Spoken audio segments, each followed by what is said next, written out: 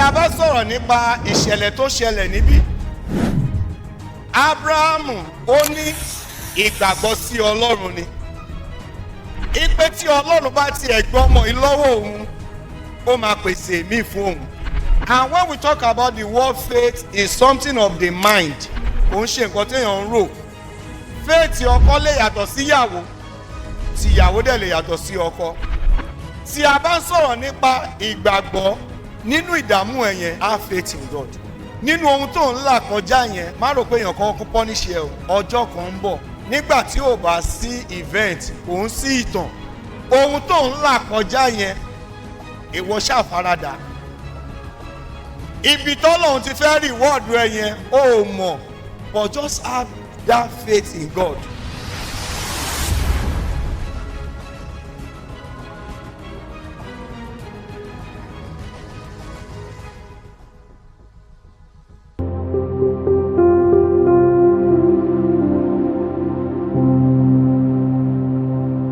Bàbá wa àti Ọlọ́run wa,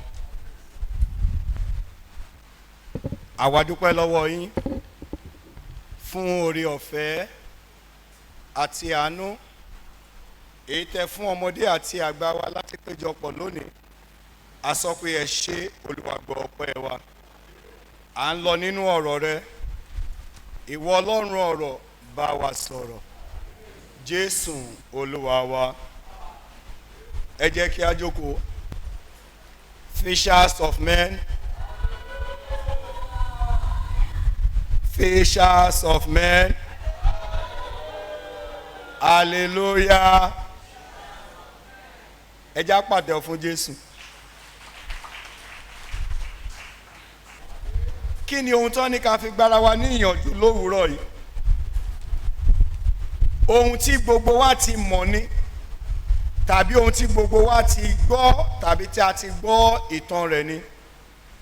Òun la pè ní assurance of God's provision. Assurance of God's provision.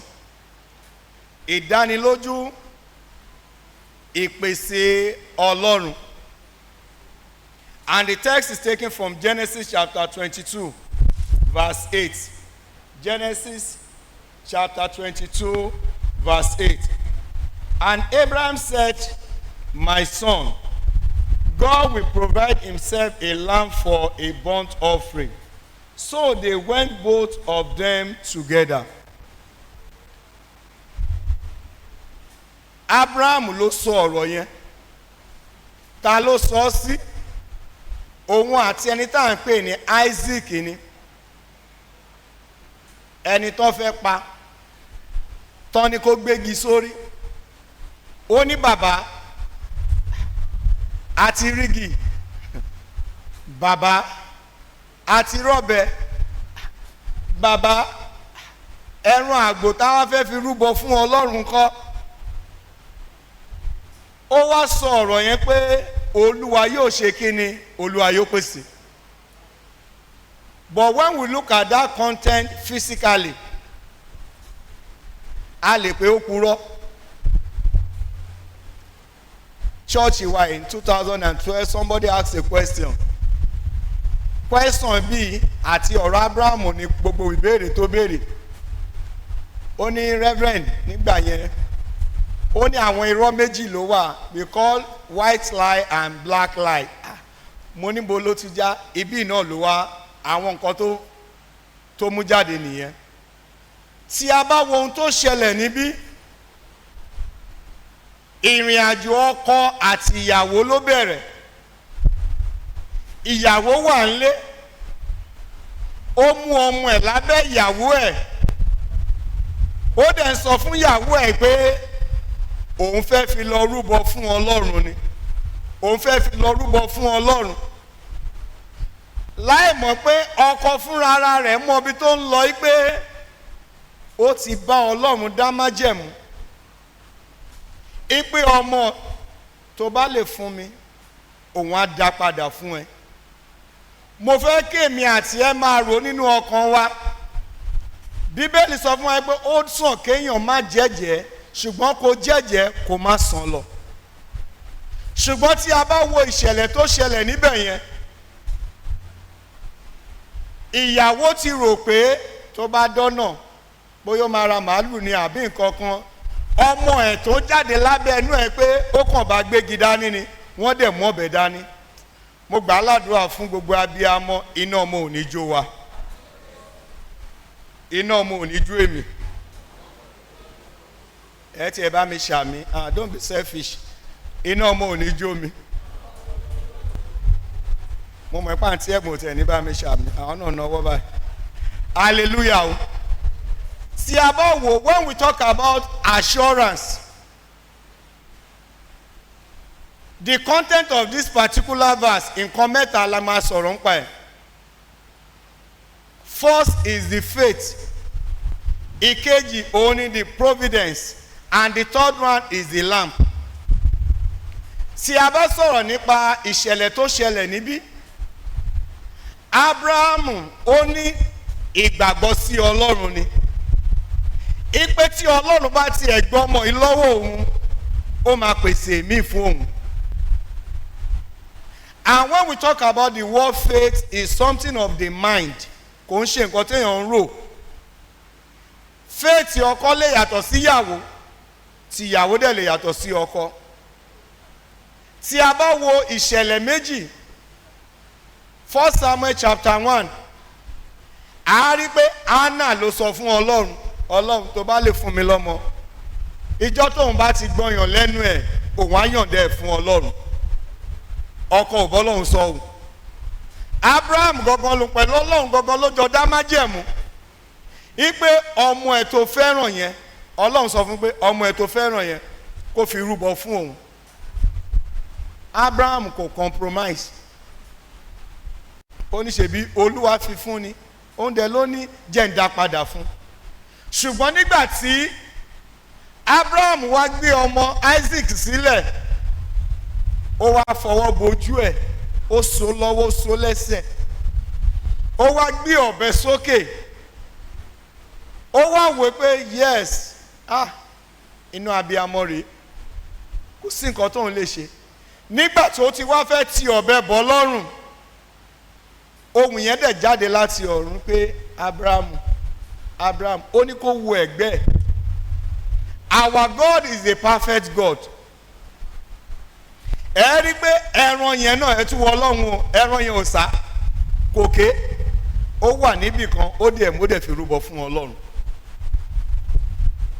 Kí ni nǹkan tó mú Abraham ṣàṣeyọrí? Ohun tó ń là kọjá, ohun tí mò ń là kọjá, nígbà míì Ọlọ́run máa ń dán ìgbàgbọ́ èèyàn wò ni o. Àwọn iṣẹ́ míì kan wà níbi iṣẹ́, ọ̀gá ilé ìran iṣẹ́ yẹn tó rò kó jẹ́ kó fún ẹ lówó mọ́tò, ẹni tó rán iṣẹ́ tí ò fún ẹ lówó mọ́tò, ó ní kó lọ, ó tún jábọ̀ fún, ó tún ní wo mo tún fẹ́ rán ẹ ní next week, mo fẹ́ rán ẹ next month, kó dẹ̀ má fún ẹ anything. Má gbàgbé o lè rò pé ó ń punish ẹni. Ọjọ́ kan ń bọ̀ tí ìtàn yẹn máa jáde tó tún máa wá jèrè iṣẹ́ náà. Tí a bá wá wo ìrìn àjò náà, a rí nínú àkọsílẹ̀ rí pé Isaac padà lọlé, ẹran wọn ò mọ ibi tó ti wá, ẹran ló padà lọ síbi tó ti ń bọ̀. Bẹ́ẹ̀ gẹ́gẹ́ ni ọ̀rọ̀ Ọlọ́run ṣe sọ fún wa pé òun á máa fi ẹ̀mí ènìyàn fúnra rẹ̀ rọ́pò fáwọn ẹlòmíì. Ẹ wo ìṣẹ̀lẹ̀ tó ṣẹlẹ̀ lọ́nà Ṣàgámù yẹn, àwọn tó ń lọ east, ẹ rá àwọn tó ń mú àwọn 5 láti 70 million. Wọ́n ti àgírípà àwọn máa san 20 million. Ṣùgbọ́n kí ló ṣẹlẹ̀ nígbà táwọn gbúrò ìbọn gbìm, wọ́n release wọn láyọ̀. Nǹkan kan wá sí mi lọ́kàn pé ṣó wá possible fáwọn family yẹn láti kó 20 million kan kó fáwọn ọlọ́pàá pé ẹ ṣe o. It is not possible. Labour mi mọ̀ bóyá possible. That is the world we find ourselves.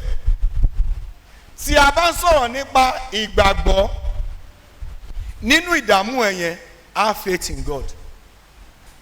Nínú ohun tó ń là kọjá yẹn, má rò pé èèyàn kan kó punish ẹ o. Ọjọ́ kan ń bọ̀. Nígbà tí ò bá sí event, kò ń sí ìtàn. Ohun tó ń là kọjá yẹn, ìwọ ṣàfaradà. Ibi tọ́lọ́run ti fẹ́ reward ẹ yẹn ó mọ̀, but just have that faith in God. Mo tún tẹ̀síwájú. When we talk about assurance of God, it's talking about unconditional love, eternal salvation, and constant present. Faith, God's providence yẹn, provision yẹn, unconditional ni. Tí Ọlọ́run bá lóun fẹ́ lànà fún yàn níbi tí ọ̀nà ò sí, it is possible kí wọ́n máa ta ni tọ́lọ́run bá ti ẹ̀ ń pínre kò lè pínre fẹ́lẹ̀ èèyàn burúkú ni kò wúlò. That is the thought of man. When you consider 1 Chronicles chapter 4 verse 9 and 7, kí ló prompt orúkọ yẹn Jábésì? Nínú ìṣẹ́ ni ìyá gbára lẹ̀, nínú ìṣẹ́ àti òṣì ni bàbá sùn lé. Ìjọ tó tún máa bí ọjọ́ ìṣẹ́ ni, ìjọ kò mọ̀ ẹ́ ọjọ́ ìṣẹ́ ni. Wọ́n wá wò ó pé ilé làwọn òkà tó sọ ọmọ lórúkọ, kí la fẹ́ sọ ọmọ yìí lórúkọ? Wọ́n kó wá sọ di ọmọ ìbànújẹ́. That is the thought of the father and mother. Ìdílé tó ti jáde, àárín bàbá àti màmá tó ti jáde, ó kàn gbára wọn jáde ni. You have your own life to live. Èèyàn jáde ńlẹ̀ bàbá tó mu gbó, ìyá tó mu gbó, kò sọ pé nítorí ó jáde ńbẹ̀ wọ́n náà fẹ́ mu gbó, ó tì o. Ṣùgbọ́n Jábésì wá wò pé tóun bá débì, tó bá ti ṣe nǹkan dáadáa, tó bá ti débẹ̀, nǹkan yẹn máa dàrú, wọ́n wá lè jáde. Ó wá wò pé if everyone forsake me, Ọlọ́run ò lè gbà ń kóun lọ bọ́ lọ́hùn. We are talking about assurance of God, of God's provision. Àwọn arípe Jábésì nígbà tó fẹ́ lọ, Bíbélì ò sọ pé ó mú ìyá dání, ó mú bàbá dání. He only uttered 2 words. Ó ní Olúwa tó bá lè kún mi nítòótọ́ tó sọ àgbègbè mi di ńlá. Bíbélì dẹ̀ sọ fún wa pé Ọlọ́run sì mú gbogbo ìbéèrè ẹ̀ṣẹ̀. Ó ní Jábésì sì di ọlọ́lá ju àwọn ẹlẹgbẹ́ ẹ̀ lọ. Mo gbà á ládùúrà fún èmi àti yín. Ibi táyé ti fojú àná wù ẹ́, Olúwa máa sún ẹ síwájú. Ẹni tó jẹ́ director kò ń ṣe bó ti parí ìrìn àjò náà, PS náà sì ń wá wájú. Ẹlẹ́dàá tòun náà kọ́. Mo gbà á ládùúrà yín tẹ́tí di director, Olúwa máa mú yín débẹ̀ o. Nítorí tẹ́ bá débẹ̀ mí náà jẹ́ nú ẹ̀. Hallelujah o. Reverend abánijẹ́ ń bẹ̀.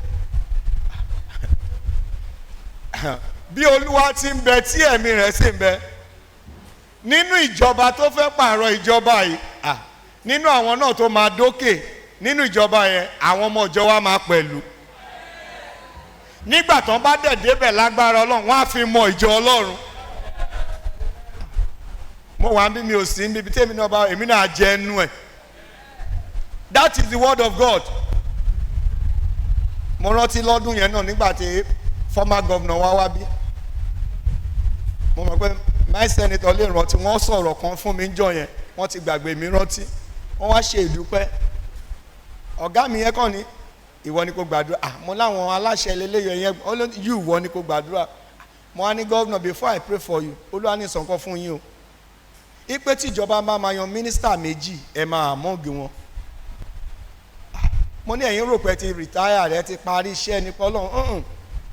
Ṣùgbọ́n gbà tó máa di bóyá after àwọn àlẹ́gbọ́n wọn pè mí lórí God has done it. Èmi kọ́, Ọlọ́run kọ́ sọ tiẹ̀ ní, ó kàn ní wọ sọ jáde ni. Mo gbà á ládùúrà nínú àwọn tó máa dókè nínú ìjọ wa, Olúwa máa kà yín mọ́ wọn. Olúwa máa ka ìran tàwa náà mọ́ wọn. Ẹ jẹ́ a ní ìgbàgbọ́ nínú Ọlọ́run. That position you find yourself, one, be faithful. That position you find yourself today, ọ̀la yẹn ọwọ́ Ọlọ́run ló wà. Ọmọọṣẹ́ tó ṣe ń ṣe léni tí ìwọ náà ń wó òkè lórúkọ Jésù, Olúwa máa mú wa dókè. When you consider Luke chapter 18 verse 8, mo ń sọ pé that verse is divided into 3. Faith. If it is possible possible for the apostle. Àwọn apostoli Bíbélì pé àwọn apostoli sọ pé Olúwa bù sí ìgbàgbọ́ wa. That's challenges tó ń rí lọ́tún tó ń rí lọ́sì yẹn. Ó ń build the faith yẹn fún ẹni. Nígbà tí Jésù ṣí wọn létí, wọ́n wá wólẹ̀, wọ́n ní Olúwa bù sí ìgbàgbọ́ wa. Tó bá lè possible fún àwọn apostoli tó rí Jésù rí, tí ìyè wọn ṣí tán lọ́hùn ní kọ́lọ́hùn bù sí ìgbàgbọ́ wa, mélòó lèmi àti ẹ̀ta ò rí Jésù rí. What is the level of your faith?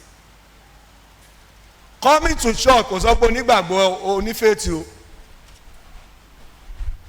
Ẹlòmíì lè wá church tí n bá wá church Sunday méjì sí Reverend máa pè mọ́ máa fẹ́ wá lé mi wọ́n jẹ́ ń lọ ní Sunday jáde.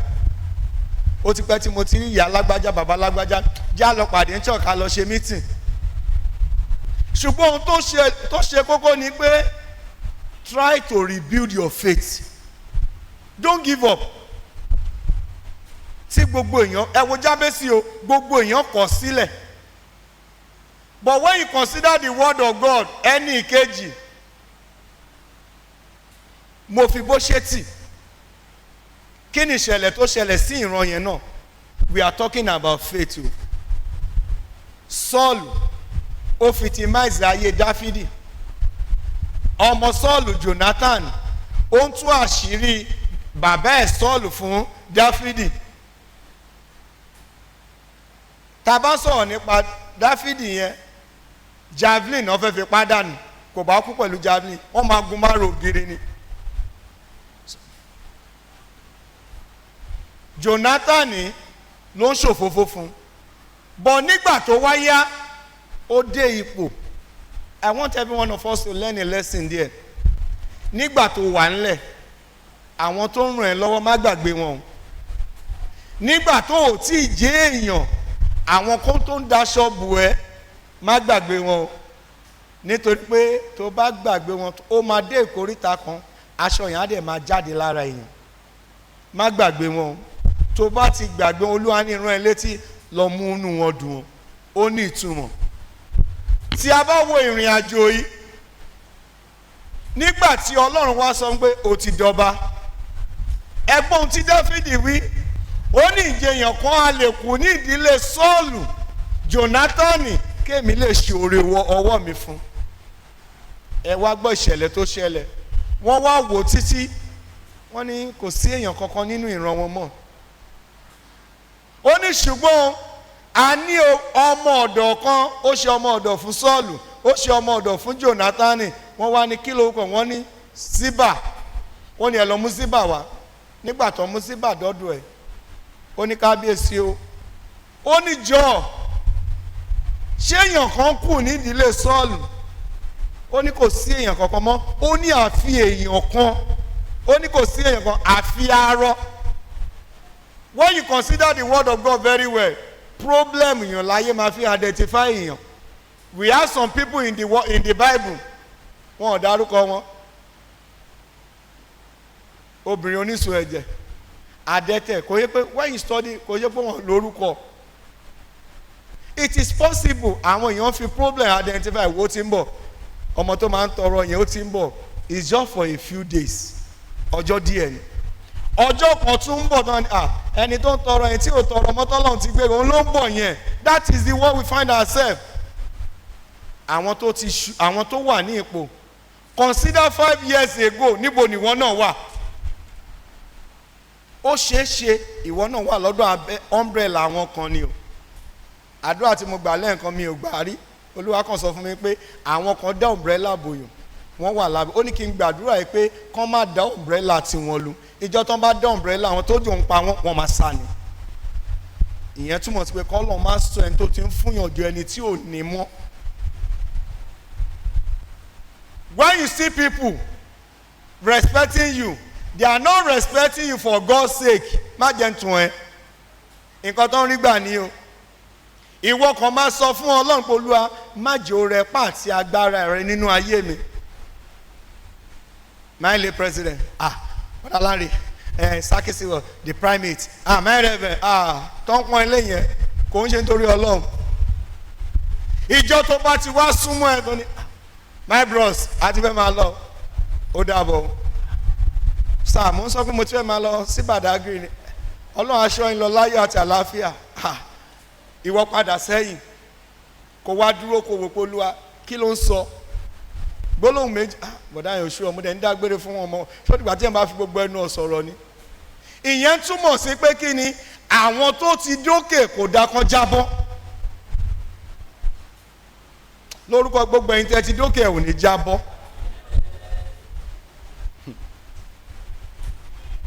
jẹ́ ń sọ ìṣẹ̀lẹ̀ kan ṣẹlẹ̀ nígbà tó lọ́n ṣe mọ́tò tèmi lébùté mẹ́tẹ̀ yẹn kan pé bishop mo fẹ́ rí yín mo ní ó ní bishop mọ́tò èlò wá fìtì ẹ̀ ń sí o mo ní ìtí mo lò fún náà yẹn kò fìtì mi ẹ̀ ń disgrace ara yín gbà yẹn mo wá pé ẹ wo ayé nìyẹn o kí ni ìyàtọ̀ mọ́tò sí mọ́tò ẹsẹ̀ mẹ́rin náà ní ṣe fi ká débi tá à ń lọ ni ṣe ti ráyé nìyẹn lórúkọ Jésù gbogbo ẹ̀yin tẹ́ ti dókè ò ní jábọ́ gbogbo ẹ̀yin tẹ́ wá ń tiraka bíbélì sọ pé ìgbéga ò ti ìlà oòrùn tàbí ìwọ̀ oòrùn bí kò ṣe láti ọ̀dọ̀ Ọlọ́run the Almighty God will lift you up wọ́n ní kò sáyé lọ ta ló dókè tó ní kò sáyé ta ló dókè tó ní kò sáyé tí plane mẹ́ta bá pàdé lókè wọ́n rìn lọ́tọ̀ọ̀tọ̀ ni bíbélì ó ní ìgbéga ò ti ìlà oòrùn tàbí ìwọ̀ oòrùn bí kò ṣe lọ́dọ̀ Ọlọ́run when the time of God comes ó mọ bó ṣe lè ṣe é he has given us the assurance that he will make a way when there is no way wọ́n má sọ retí ni gbogbo ẹ̀yin bàbá tẹ dàbí umbrella fún ọ̀pọ̀lọpọ̀ ìran lórúkọ Jésù ẹ ò ní dẹni àná gbogbo ẹ̀yin màmá tẹ dàbí aṣọ ìbora fún ọ̀pọ̀lọpọ̀ àwọn ìdílé ayé ò ní gbaṣọ lára yín we are talking about the assurance of God's provision. Do you really have faith in God? Tí ẹ bá wo 1 Samuel chapter 14 verse 6 àárín Jonathan níbẹ̀. When you look at 1 Samuel chapter 17 ẹ jẹ́ ká ka 1 Samuel chapter 17 yẹn. Mo fẹ́ parí nìyẹn o, mo ti ń lọ nìyẹn o. 1 Samuel chapter 14 verse 1 Samuel chapter 14 verse 6 ẹ jẹ́ kọ́kọ́ kà yẹn Jonathan. Gbogbo nǹkan tí mo ń sọ látẹ̀kan gbogbo nǹkan tí mo ń sọ ló ti wọ́n. Ẹ gbọ́ o Jonathan wí fún ọ̀dọ́ ọmọkùnrin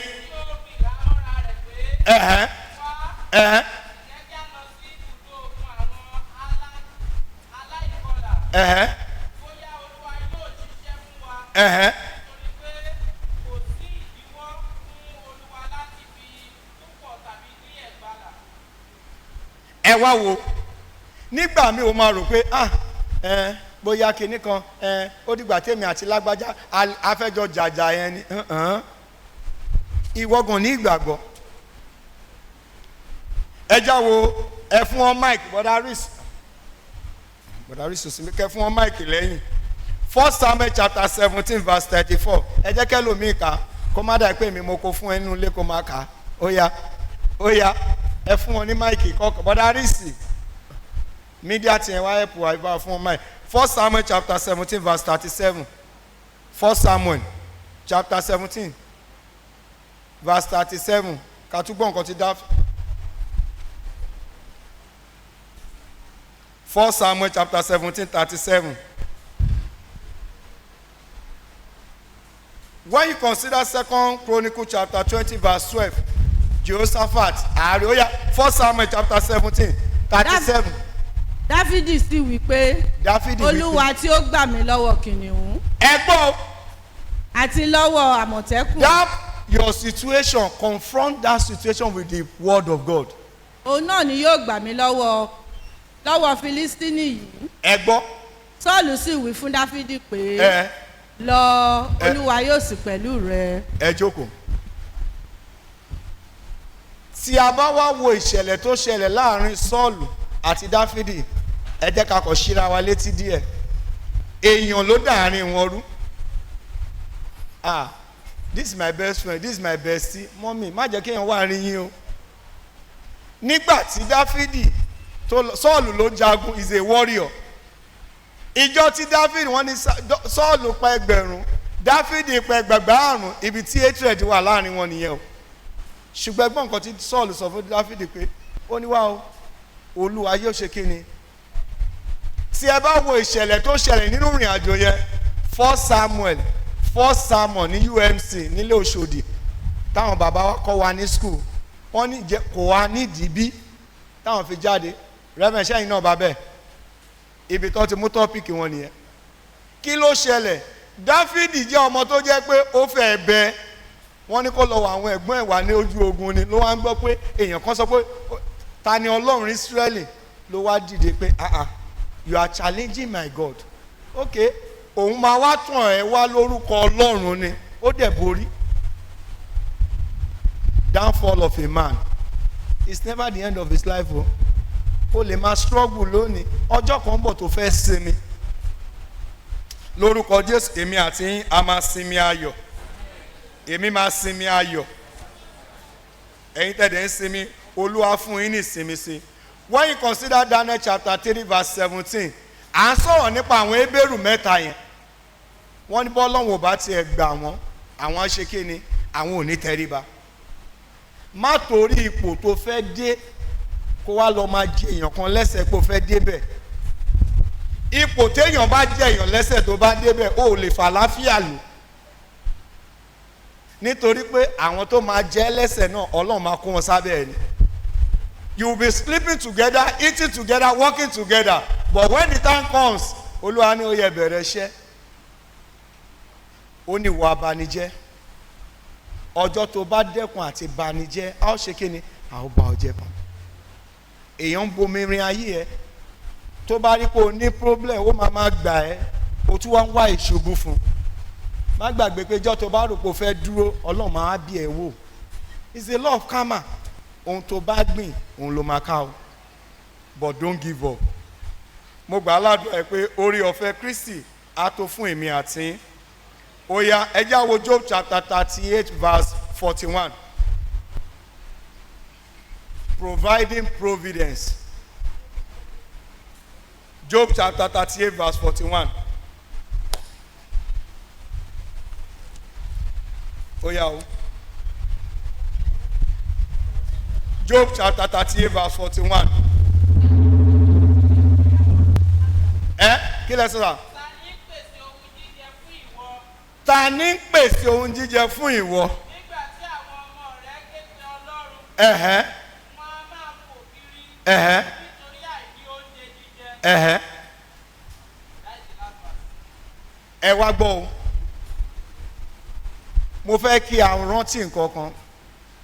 Àwọn kan wà níta tẹ́bi ń pa wọ́n o. Mo fi yọ ọ́nà Ọlọ́run bẹ̀ sa ipá ẹ̀ láti ràn wọ́n lọ́wọ́. Àwọn kan wà ìta náà ń sùn wọn ò rí lé sùn sa ipá ẹ̀ láti ràn wọ́n lọ́wọ́. Ọ̀nà méjì lèèyàn gbà ṣoore fúnyàn láyé. Àkọ́kọ́ nígbà tó bá request, ìkejì nígbà tọ́lọ́run bá fi sí ẹ lọ́kàn láti ràn yàn lọ́wọ́ ni. Tí a bá sọ̀rọ̀ nípa ìrànlọ́wọ́ má rò pé òun ṣe fún ẹni náà òfin ra lé ayé gbé fún rẹ̀ ni o. Job náà ló sọ Job chapter 2 ó ní awọ fún awọ ohun tó bá ní ló máa fi rẹ̀mí ẹ̀ padà. Kí ló wá fa kìkì àìnísìn nígbà téèyàn bá ràn ẹ́ lọ́wọ́ tí ìwọ náà bá ga tó bá ràn yàn lọ́wọ́ ìwọ gangan sì máa wá tọrọ ni.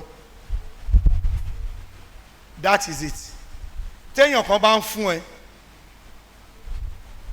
mo mọ àjọ táwọn mínísítà Oke-Arin máa ń dá gbà mí ní conference standing committee. Mo mọ àjọ tó máa ń dá á ní àwọn tílé president agbọ́dọ̀ gbowó wọ́n á ti pè wọ́n láti ilé tẹ́ bá ń bọ̀ àmàrówó mọ́tò. Mo dẹ̀ máa ń sọ fún wọn pé àwọn kan wà wọn ò béèrè lọ́wọ́ yín tó sì ń béèrè lọ ẹ máa fún wọn.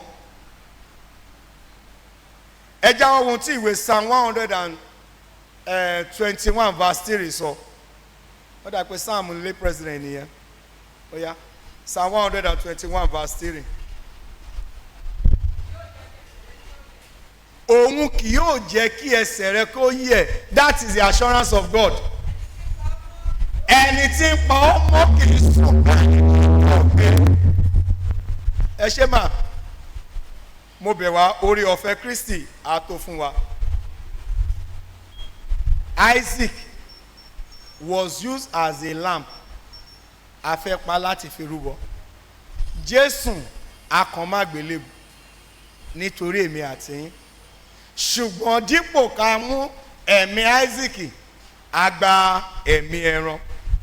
When you consider ẹ má kà yẹn Exodus chapter 29 verse 39 àárí nípa the lamb tí mo ń sọ̀rọ̀ pa ẹ̀, and Leviticus chapter 3 verse 7. Finally,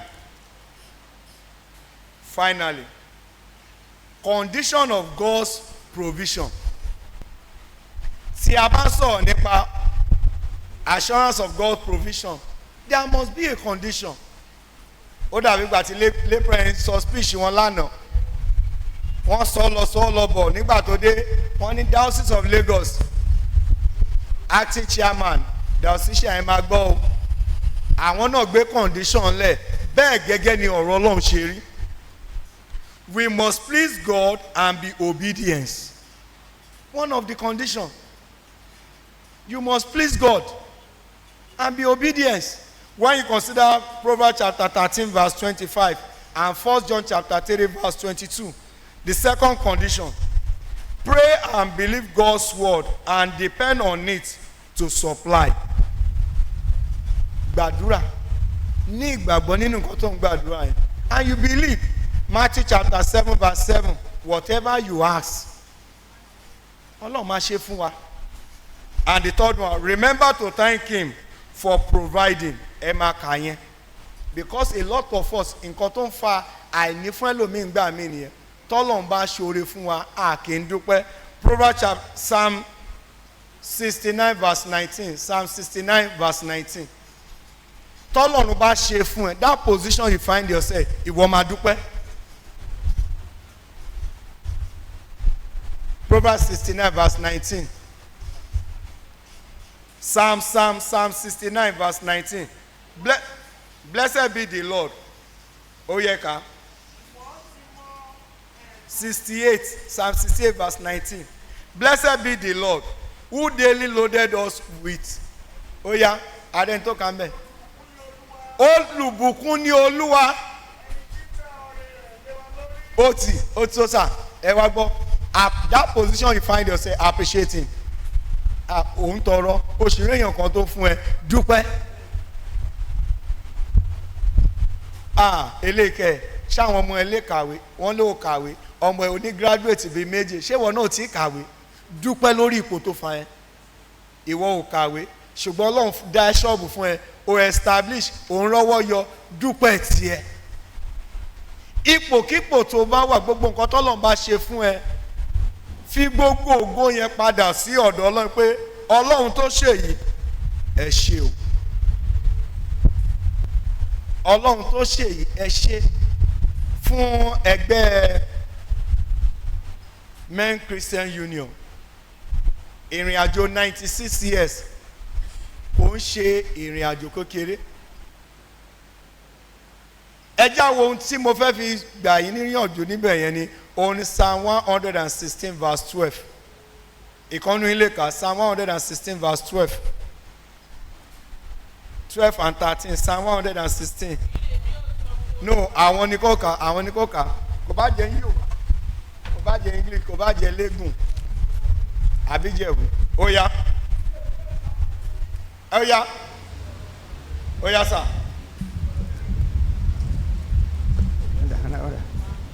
Verse 12. Ó yá sà.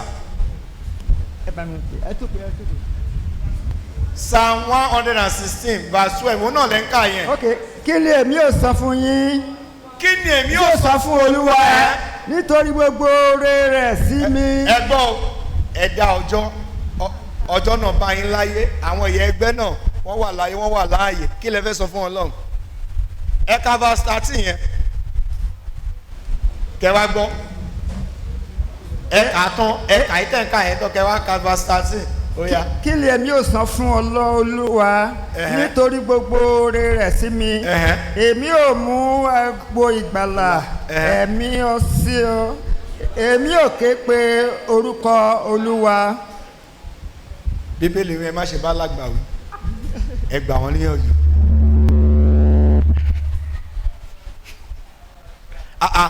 Ẹ̀ka Bíbélì ni bàbá dẹ̀ ka gbogbo ilẹ̀ sọ̀rọ̀. ẹ follow bíbélì o ẹ má ṣe bá lágbàwí ẹ gbà wọ́n ní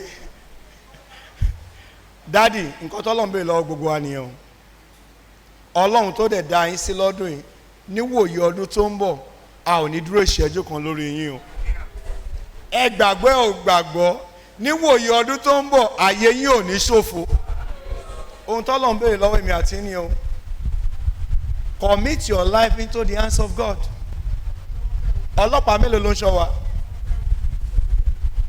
lẹ́pẹ̀rẹ̀nsà ìjáde ọlọ́pàá mélòó lẹ́ẹ̀ mú lọ ọlọ́run lọ́kọ ni ẹ̀dẹ̀ rántí sáàmù tí mọ́mì fi kọ́ yín ó wà lórí yín mú mọ́ no òun ní deputy sir gbogbo oògùn tẹ̀ ń lọ káàkiri yẹn ọlọ́pàá ò lẹ́ ń tẹ̀lé àwọn kò tó ipò tẹ wà lọ́gànization yìí ọlọ́pàá ló ń tẹ̀lé wọn o ọlọ́run ni his eminence wá sìn ìgbà mi àwọn náà ló máa jáde pẹ̀lú chaplain wọ́n dẹ̀ ń lọ láyọ̀ wọ́n ń bọ̀ láyọ̀ ṣàmà lọ́lọ́run ò ṣe ni ìrìn àjò over 100 years níjọ wa ti pé orúkọ ìjọ yóò bàjẹ́ gbogbo ohun tó ń ṣẹlẹ̀ is within ourselves ajá ń settle tiwa nìyẹn ibì kan ni mo ti máa ń sọ fọ́lọ́n pé kíbẹ̀ má dàrú àárín committee of friends tẹ bá jà mẹ́ẹ̀ tíbẹ̀ yóò bá jà tíbẹ̀ bá ti lọ oh no reason ni pé nígbà tí wàhálà ìjọba tún dé ta ìyẹn ló burú jù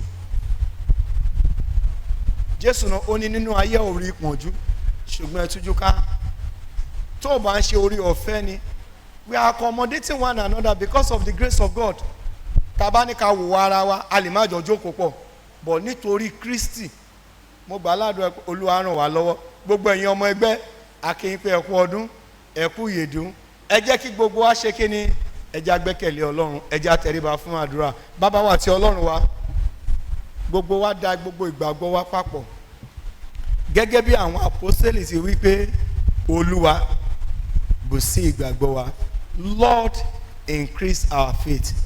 Gracious Father, we commit every one of us into the hands of the Almighty God. Baba, increase our faith. Spiritually, physically, increase our faith. Continue to multiply our faith positively in the name of Jesus. Gbogbo àwọn tó ti sọ ìrètí nù tó ò tiẹ̀ ní ìgbàgbọ́ pé it is possible again, Lord, visit their hearts, rebuild their faith. Let them be useful for your glory. In Jesus' mighty name we are free. Ǹjẹ́ ní sèfọ́ Ọlọ́run bàbá, Ọlọ́run ọmọ, ẹni tí ọlá àti ògo yẹ fún láé àti láéláé. Òtítọ́ jẹ́.